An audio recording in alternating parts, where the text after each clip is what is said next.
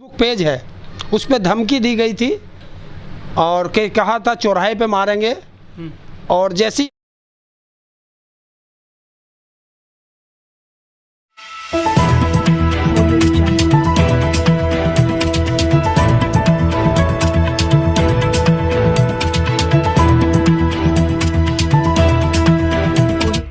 इस news channel पर जो भी वक्ता ने कहा वो उसकी अपनी राय है, जिसकी पुष्टि नेशन न्यूज इंडिया नहीं करता। धन्यवाद।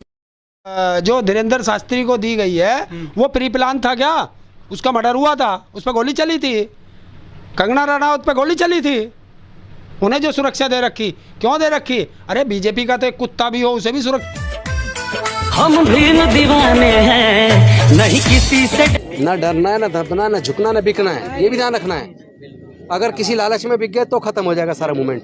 सोचो अगर बाबा साहब भी अगर बिक जाते तो क्या आज हम लोग मंत्री बन पाते, एमएलए बन पाते, वकील बन पाते? हमें तो ये भी नहीं पता होता। ये कुर्बानी बाबा साहब की बेकार नहीं जानी चाहिए। मैं सबके लिए कहना चाहता हूँ। 4 बच्चे जमीन की गोद में सुला दिए माता रमा। इस समाज को तो खुद को जवानी में जला दिया। ऐसे ही थोड़ी ना हमें ये मिला जो आज हम खुशहाली का जीवन जी रहे हैं। बिल्कुल। देखो जी, हमने तो जितना जीवन 60 साल का हमारी उम्र आ गई, पर हमने जो है ना 36 साल समाज को। पर हम आपको नमन करते हैं, जय भीम नमो। हम आपको नमन करते हैं। ऐसी बहनें हमारी, इतनी वीर बहनें जो 60 साल की उम्र में समाज के लिए निकल रही रोड पे, ऐसे जिस दिन हमारी सारी बहनें निकल गई ना, तो ये तो कहीं दिखाई भी नहीं देंगे रास्ते में। 36 साल हो गए मुझे तो समाज के बीच। बहुत अच्छी बात है। ये देखो, हमें गर्व है आपके ऊपर। निशान है मेरे पूरे जीवन। नहीं और दूसरा हमारा तो भाई तो नहीं हो सकते आप तो। हमारा इतना बड़ा रिश्ता है जिसके आगे खून के रिश्ते कमजोर पड़ जाते हैं। ये विचारधारा का रिश्ता है और विचारधारा के रिश्ते से बड़ा कभी खून का रिश्ता नहीं हो सकता। एकदम ठीक है और बिल्कुल मजबूती के साथ साथ खड़े हैं मरते दम तक। हम उसी पे मरते हैं, हम भी दीवाने हैं, नहीं किसी से डरते हैं।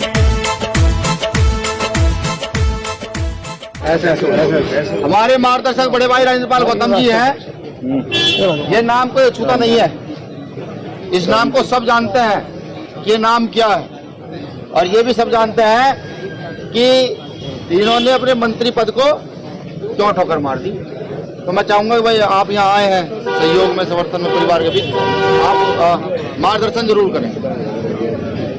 मैं तथागत बुद्ध बाबा साहब और सभी समाज के महापुरुषों के चरणों में कोटि कोटि नमन करते हुए अपने साथियों को सिर्फ एक बात कहना चाहता हूँ कि भविष्य में चूंकि हमारी जो एकता बनती जा रही है समाज की, जो लड़ाई समता, स्वतंत्रता, बंधुता और न्याय की जो डॉक्टर बाबा साहब अम्बेडकर जी ने शुरू की थी और माननीय कांसीराम साहब ने उसको काफी तेज कर दिया, और उसके बाद जो युवा साथी हमारे भाई चंद्रशेखर जी हैं, विनय रतन जी हैं, आर्य जी हैं, निगम साहब हैं, पुष्पांकर जी, सब लोग जो और आप सब लोग, हम सब लोगों ने जो एकजुटता के साथ पूरे देश के अंदर सामाजिक न्याय की इस लड़ाई को प्रजातांत्रिक तरीके से, अहिंसात्मक तरीके से जिस तरीके से मजबूत किया है, इससे जो जातिवादी और विषमता और अन्याय पर आधारित सोच रखने वाले लोग बौखला गए, और ये इस तरह के हमले हो सकता है भविष्य में हमारे ऊपर और भी हो। आपको सबको पता है, कभी हमारी गर्दन काटने पे वो इनाम रखते हैं, कभी हमारे किसी और भाई की पे इनाम रखते हैं। तो ये हमें उकसाने की कार्रवाई है, और वो इसलिए कर रहे हैं क्योंकि वो घबरा गए। लेकिन हमें किसी को उनके उकसावे में नहीं आना। डॉक्टर बाबा साहब अम्बेडकर जी ने हमें 3500 साल की गुलामी तोड़ने के लिए इस लड़ाई को कभी औजार हथियार से नहीं लड़ा, क्योंकि ये लड़ाई विचारधारा की है, औजार हथियार की लड़ाई नहीं है। उन्होंने बुद्धि और विवेक से, कलम से, अपनी काबिलियत से इस लड़ाई को लड़के सफलता अर्जित की है। हमें इस लड़ाई को अंजाम तक पहुंचाना है। माननीय कांसीराम साहब ने भी कभी औजार हाथ में नहीं लिया। औजार हाथ में लिया तो वोट का। आपको भी वोट के हथियार को औजार में इस्तेमाल करना है, और समाज को एकजुट करके अपने समाज को ताकतवर बनाओ। और ऐसे नेताओं को जो संसद विधानसभा में जाके गूंगे बहरे बन के बैठ जाते हैं और समाज की लड़ाई को नहीं लड़ते, मैं कहना चाहता हूं चाहे कोई भी पार्टी का नेता हो, अगर हमारे भाई पे चंद्रशेखर पे हमला हुआ है जानलेवा, कम से कम उन्हें निंदा करके सुरक्षा की मांग तो कर देनी चाहिए। उसमें किसी का क्या कट जाता है? अगर इतना भी नहीं कर रहे तो ऐसे कायर नेताओं को देश को जरूरत नहीं है। हम इस लड़ाई को बुद्धि और विवेक से लड़ेंगे। आप किसी उकसावे में ना आए। अगर इस तरह के हमले करके वो हमें उकसाना चाहते हैं कि हम लोग भी उन्हीं की तरह औजार हथियार हाथ में उठाएं, तो मेरा निवेदन है कोई भी व्यक्ति औजार हथियार हाथ में उठाने की बात ना करे, लड़ाई को फिजिकल लड़ाई की बात ना करे। ये लड़ाई तो बुद्धि और विवेक से, दिमाग से अपने को एकजुट करके और संवैधानिक तरीके से जैसे बाबा साहब ने लड़ी, माननीय कांसीराम साहब ने लड़ी, हमें भी इस लड़ाई को एकजुट होकर हम लोग संकल्प ले रहे हैं पूरे देश में अपने इस बहुजन समाज को एकजुट करके इस लड़ाई को तब तक लड़ेंगे जब तक इसे हम सफलता अर्जित नहीं कर लेते, जब तक देश से जातिवाद को जड़ से खत्म नहीं कर देते, जब तक विषमता और अन्याय पर आधारित व्यवस्था को जड़ से खत्म नहीं कर देते, तब तक हम लोग इस लड़ाई को लड़ते रहेंगे। और इसमें एक राजेंद्र गौतम, एक हमारे चंद्रशेखर भाई या विनय रत्न, क्या हमारे अगर 10-20 लोगों को वो मारेंगे तो समझ लेना जितने मारेंगे उतने ही 1 लाख से गुना कर लेना। अगर 10 मारे तो 10 लाख, 10 लाख चंद्रशेखर, 10 लाख राजेंद्र गौतम पैदा हो जाएंगे। मुसीबत उन्हीं की आनी है।